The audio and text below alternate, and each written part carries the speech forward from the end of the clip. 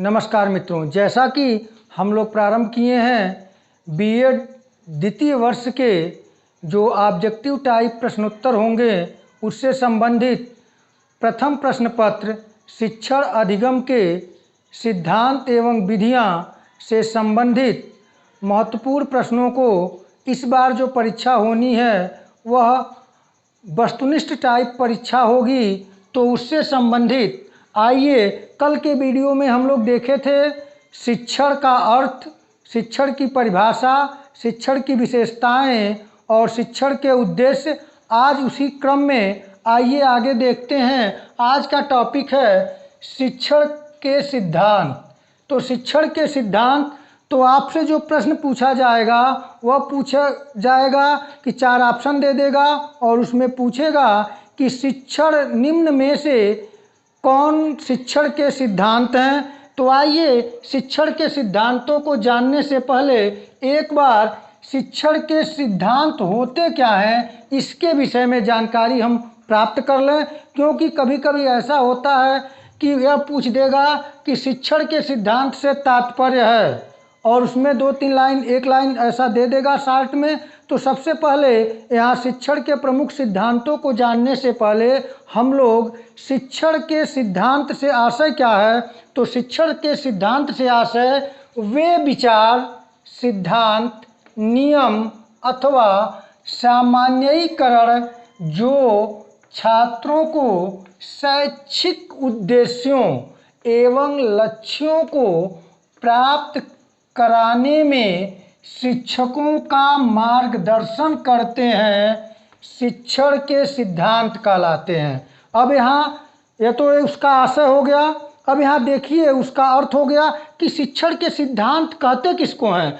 तो वे विचार, यानी कि वे विचार या सिद्धांत या नियम अथवा सामान्यीकरण जो छात्रों को उनके शैक्षिक उद्देश्यों और लक्ष्यों को प्राप्त कराने में शिक्षकों का मार्गदर्शन करते हैं, यानी कि जो छात्र है उसके जो शैक्षिक उद्देश्य हैं।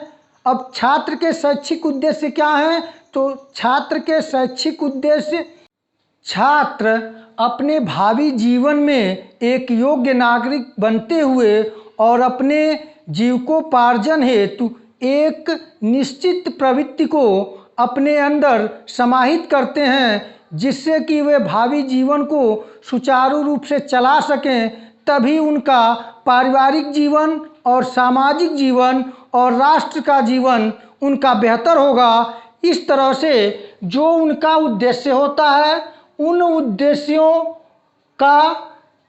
उद्देश्यों को प्राप्त एवं लक्ष्यों को प्राप्त कराने में जब शिक्षक क्लासरूम में जाता है तो जो विद्यार्थी होता है उस विद्यार्थी को किस प्रकार से प्रभावशाली तरीके से उसके उद्देश्यों को पूरा कराने के लिए जिन जिन विचारों, सिद्धांतों, नियमों और सामान्यीकरण जो जो सामान्य चीज़ों का वह प्रयोग करता है वह सब शिक्षण के सिद्धांत के अंतर्गत आते हैं। तो आइए, उन सभी शिक्षण के सिद्धांतों को बताना संभव नहीं है। उनमें से कुछ प्रमुख जो शिक्षण के सिद्धांत हैं वे इस प्रकार से हैं।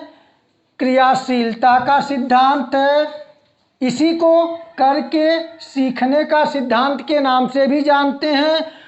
प्रेरणा का सिद्धांत, रुचि का सिद्धांत, जीवन से संबंध स्थापित करने का सिद्धांत, वैयक्तिक विभिन्नता का सिद्धांत, नियोजन का सिद्धांत, विभाजन का सिद्धांत, पुनरावृत्ति का अथवा आवृत्ति का सिद्धांत, लोकतांत्रिक व्यवहार का सिद्धांत और अगला पाठ्य सामग्री चयन का सिद्धांत, अगला निर्माण एवं मनोरंजन का सिद्धांत और 12वां है निश्चित उद्देश्य का सिद्धांत। यानी कुछ प्रमुख जो शिक्षण के सिद्धांत हैं वे 12 सिद्धांतों को यहाँ पर मैंने नोट किया है और आप इन 12 सिद्धांतों को तैयार कर लें। इन्हीं 12 में से आपके परीक्षा में निश्चित तौर से 2 से 4 प्रश्न बन जाएंगे, मिल जाएंगे।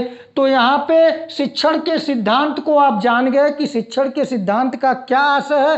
तो शिक्षण का सिद्धांत वे सभी विचार, नियम, सिद्धांत आ जाएंगे जो छात्रों के शैक्षिक उद्देश्यों की पूर्ति के लिए शिक्षक क्लासरूम में प्रयोग करता है। वे सभी शिक्षण के सिद्धांत कहे जाते हैं। और जो कुछ प्रमुख शिक्षण के सिद्धांत थे, क्रियाशीलता का सिद्धांत, इसे करके सीखने का सिद्धांत कहते हैं। तो क्रियाशीलता का सिद्धांत किसे कहेंगे कि आप जानते हैं कि जब बालक क्रियाशील होता है तो उस समय जो वह सीखता है वह सबसे बेहतर सीखता है। इसलिए क्रियाशीलता के सिद्धांत को करके सीखने का भी सिद्धांत कहा जाता है।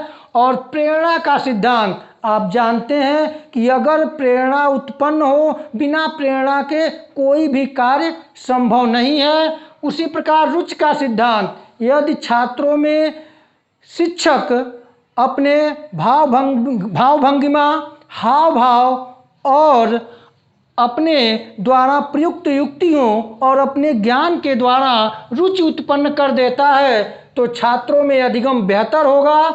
और जीवन से संबंध स्थापित करने का सिद्धांत, तो जीवन से संबंध स्थापित करने का सिद्धांत, जब छात्र को यह लगता है कि हमारे शिक्षक द्वारा बताया गया जो ज्ञान है वह हमारे भावी जीवन के लिए, अच्छे कार्यों के प्रति, अच्छे जीवन के लिए उपयोगी है, तो उसके जीवन से संबंध स्थापित हो जाता है, तो उसका अधिगम तीव्र हो जाता है। और जो है वैयक्तिक विभिन्नता का सिद्धांत, तो वैयक्तिक विभिन्नता का जो सिद्धांत है वह, जैसा कि आप जानते हैं कि वैयक्तिक विभिन्नता यानी कि संसार का प्रत्येक व्यक्ति एक दूसरे से भिन्न है। ऐसा नहीं है, यहाँ तक कि 2 जुड़वा बच्चे भी जो होते हैं वह कहीं न कहीं अगर शारीरिक रूप से अगर एकदम समकक्ष हो, एकदम समान हो, तो मानसिक स्तर में उनमें कहीं न कहीं विभिन्नता देखने को मिलती है।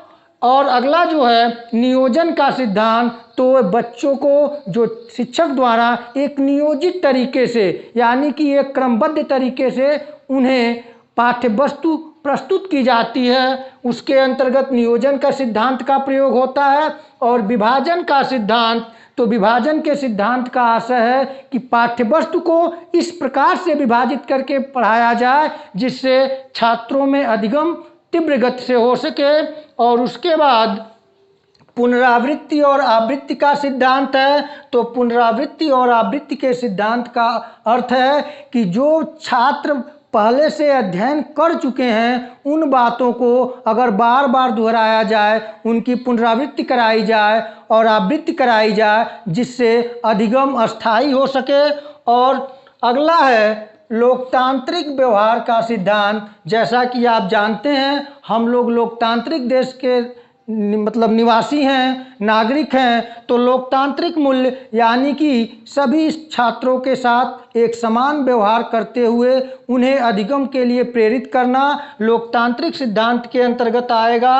और अगला है पाठ्य सामग्री चयन का सिद्धांत। तो जो पाठ्य वस्तु है, जो पाठ्य सामग्री है, उसको उचित प्रकार से उसका चयन किया जाए जिससे कि छात्रों के भावी जीवन में उसका उपयोग हो सके।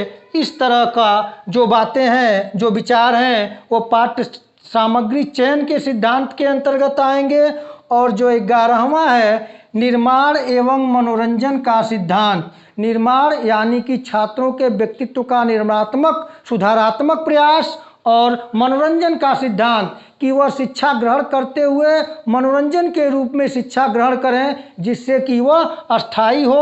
और जो 12वां है निश्चित उद्देश्य का सिद्धांत। तो कक्षा में छात्र जो रहते हैं उनको शिक्षण कार्य करने के लिए जो शिक्षक चाहते हैं, शिक्षक को अपने पाठ्य वस्तु के निश्चित उद्देश्य को निर्धारित करके ही जाना है, क्योंकि अगर उनका उद्देश्य निर्धारित नहीं होगा तो वह शिक्षण कार्य जो होगा वह बेहतर नहीं हो सकता।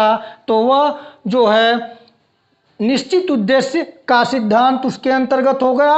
अब इन शिक्षण सिद्धांतों को सभी विद्वानों ने अपने अपने तरीके से प्रस्तुत किया है, क्योंकि अब तक शिक्षण के सिद्धांतों को एक सर्वमान्य संस्थान या सर्वमान्य परिभाषा के रूप में ग्रहण नहीं किया जा सका है। क्योंकि आप जानते हैं विज्ञान और सामाजिक विज्ञान में यही अंतर है कि जो विज्ञान होता है उसका जो पाठ्य सामग्री होता है, उसका जो मटेरियल होता है वह निर्जीव होता है, जबकि सामाजिक विज्ञान में जो मटेरियल होता है यानी कि जो वस्तु होती है यानी स्टूडेंट होता है वह सजीव होता है। उसे एक विशेष प्रकार से कभी भी उसे एक ढांचे में ढालना संभव नहीं है। थोड़ी बहुत उसमें परिवर्तन प्रकृति का शाश्वत नियम है, तो उसके स्वभाव में कुछ न कुछ परिवर्तन होता रहता है।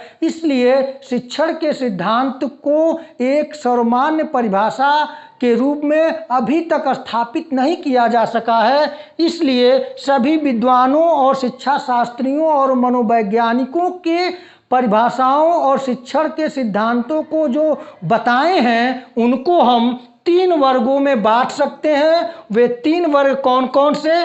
पहला है औपचारिक शिक्षण सिद्धांत, दूसरा है वर्णनात्मक शिक्षण सिद्धांत और तीसरा है प्रामाणिक शिक्षण सिद्धांत। अब यह 3 के अंतर्गत ये सभी शिक्षण के सिद्धांत आ जाते हैं। आपसे प्रश्न पूछा जा सकता है कि क्रियाशीलता का सिद्धांत का आशय है, तो वहाँ पे ऑप्शन दे देगा करके सीखने से। उसी तरह से तो आप उसमें से देख लेंगे।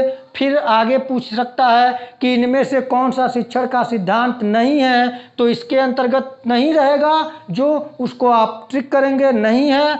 और यह पूछ सकता है कि समस्त शिक्षण सिद्धांतों को कितने वर्गों में बांटा जा सकता है, तो 3 वर्गों में बांटा जा सकता है। कौन कौन? तो औपचारिक शिक्षण सिद्धांत, वर्णनात्मक शिक्षण सिद्धांत और प्रामाणिक शिक्षण सिद्धांत। और यहाँ से और प्रश्न बन सकते हैं कि औपचारिक शिक्षण सिद्धांत किस पर आधारित है, तो जो औपचारिक शिक्षण सिद्धांत हैं वे तत्व विज्ञान और ज्ञानवाद की संज्ञाओं पर आधारित हैं।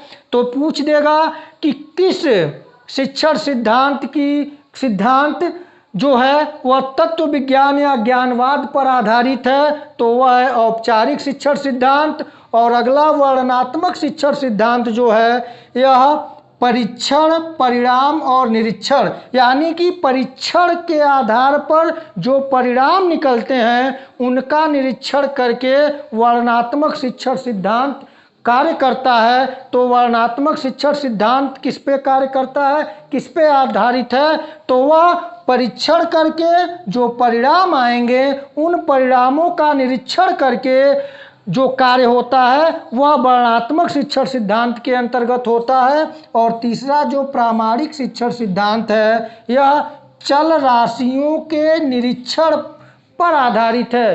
क्यों? क्योंकि जो स्टूडेंट होता है यानी छात्र होता है वह सजीव होता है और निरंतर उसका स्वभाव पर और मन उसका गतिशील होता है। इसलिए उसे एक बंद कमरे में रखने के बाद भी, क्लासरूम में रखने के बाद भी पूर्णतः उस पर मन पर नियंत्रण करना 100% संभव नहीं है। इसीलिए उसे क्लासरूम में और जो परिवर्तनशील शक्तियां हैं उनके साथ जो संबंध होते हैं उनका निरीक्षण के आधार पर जो कार्य होता है वह प्रामाणिक शिक्षण सिद्धांत के अंतर्गत होता है।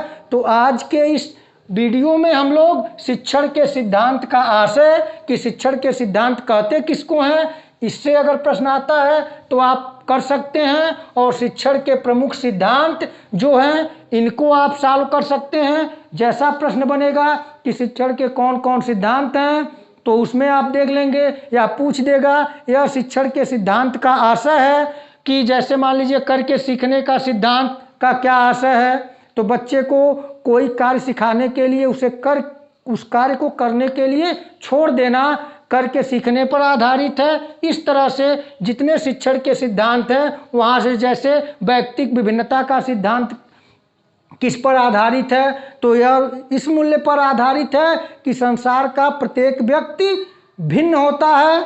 इसी तरह से आपसे यह पूछ सकता है कि सभी शिक्षण सिद्धांतों को कितने वर्गों में बांटा जा सकता है। मुख्यतः तो 3 वर्गों में। कौन कौन? औपचारिक शिक्षण, वर्णनात्मक शिक्षण, प्रामाणिक शिक्षण सिद्धांत। और यह इसमें से औपचारिक शिक्षण सिद्धांत किन संज्ञाओं पर आधारित है?